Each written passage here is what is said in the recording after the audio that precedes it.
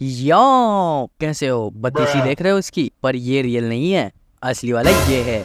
To डू डू डू डू डू। तो भाई, अगर पिछला एपिसोड नहीं देखा तो जाकर देख लो, नहीं तो समझ में नहीं आएगा कि आखिर ये तीनों क्यों भाग रहे हैं। जाना भाई, बाकी की वीडियोस देख के आना प्लीज। आ गया ना देख के? हाँ, तो अब सुनो। किकुरो का बाप सबको बेस से इवैक्यूएट होने को बोलता है, मतलब अपनी जान बचा के और कैन उठा के भागो।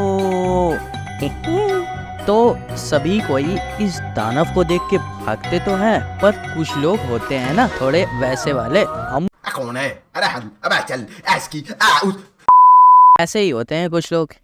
तो भाई नंबर 9 जो है ना, वो कीकुरु के बाप को मारने आया था, ठीक है। और वो बोल भी रहा था कि जाओ भाई भागो यहाँ से, पर ये नोगिजागा को देखो क्या बोल रहा है। I am going to fight too. Damn.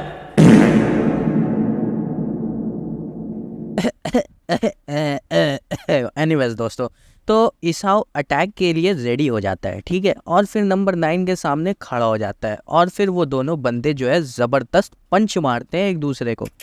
पर लगता है नंबर 9 जो था वो सीला जीत खा गया था, क्योंकि उसका जो पंच होता है वो कुछ ज्यादा ही फोर्स में जाता है, ठीक है। और फिर वो जैसे ही अटैक करता है, भाई वो ऐसा इसाओ को जो है ना जमीन में चिपका देता है, धसा देता है, ठीक है। और जमीन भी फाड़ देता है थोड़ा सा। तो उसके बाद जो है ऐसा नंबर 9 को खुद यकीन नहीं होता है कि उसने ये कैसे किया। आखिर वो इतना स्ट्रांग कैसे हो गया भाई, इतना मैन फोर्स कहाँ से आया उसके अंदर। और इतामी और नोबुजाकी जो है वो भी देख करके थोड़ा हैरान हो जाते हैं। फिर नंबर 9 एक और पंच जोर का मारने जाता है, पर इसाओ जो है इस बार रेडी रहता है और 9 के अटैक को डिफेंड करता है। और भाई अब इसाओ बोलता है कि अब तुझे नहीं छोड़ूंगा दल्ले। ऐसा ही बोलता है थोड़ा थोड़ा। तो भाई देखते ही देखते सारे लोग निकल लिए यहाँ से, ठीक है। और फिर एक बंदा जो काम करता है फॉर इसाओ, ठीक है, वो बोलता है कि सारे लोग यहाँ से चले गए, तो इसाओ बोलता है कि भाई अब तू भी चला जा। तो ये बंदा थोड़ा ऐसा लॉयल होता है, ये बोलता है तुमको छोड़ के मैं नहीं जा रहा, आई विल हेल्प यू।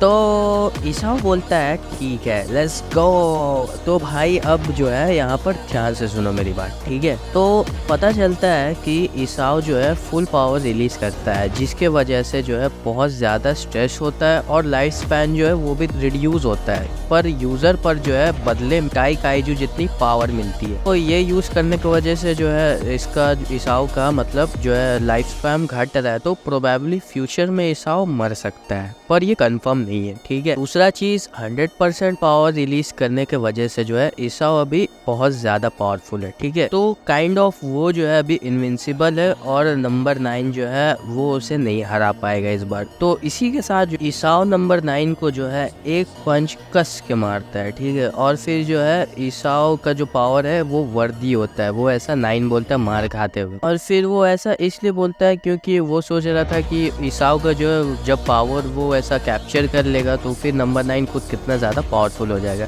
पर तभी जो है इसाओ एक पंच ऐसा मारता है कि उसके गर्दन तोड़ देता है और उसकी जो बॉडी, हेड और जॉ होती है वो तीनों अलग हो जाए। और ये जोरदार पंच के वजह से जो है थोड़ा डैमेज इसाओ को भी होता है, और साइंटिस्ट जो है इसाओ का डैमेज को फुल्ली रिकवर भी नहीं कर पा रहा होता है। पर इसाओ अभी भी 100% पावर के साथ फाइट कर रहा है और बोलता है कि अगर वो 1 सेकंड के लिए भी डिफेंसिव होगा तो वो हार जाएगा नंबर 9 से। और साइंटिस्ट बोलता है कि सर आराम से, नहीं तो जो है दोबारा लड़ नहीं पाओगे आप फिर अपने लाइफ में। फिर इसाओ ज्यादा फिक्र अपनी बेटी यानी कीकोरू और नेक्स्ट जनरेशन वालों के लिए करता है, ऐसा वो थोड़ा जो है इमोशन में आ जाता है। फिर प्रीवियस मेमोरी को वो याद करता है जब वो अपनी वाइफ से बात कर रहा होता है, जिसमें हमें पता चलता है कि कीकोरू ने जो है वो खुद डिसाइड किया था कि वो डिफेंस फोर्स टीम को ज्वाइन करेगी, क्योंकि इसाओ और उसकी जो वाइफ है वो भी डिफेंस फोर्स में ही काम करते थे ऑब्वियसली। तो अब देखो इसाओ की जो वाइफ है वो उसने बोला था वो कीकोरू को ऐसा ट्रेन करेगी ताकि वो स्ट्रांग हो जाए और सरवाइव कर पाए इस जगह पर। फिर इसाओ को जो है वो बोलती है कि कीकोरू को जो है तुम ढेर सारा प्यार देना, क्योंकि वो नहीं दे पाएगी, ठीक है। अब देखो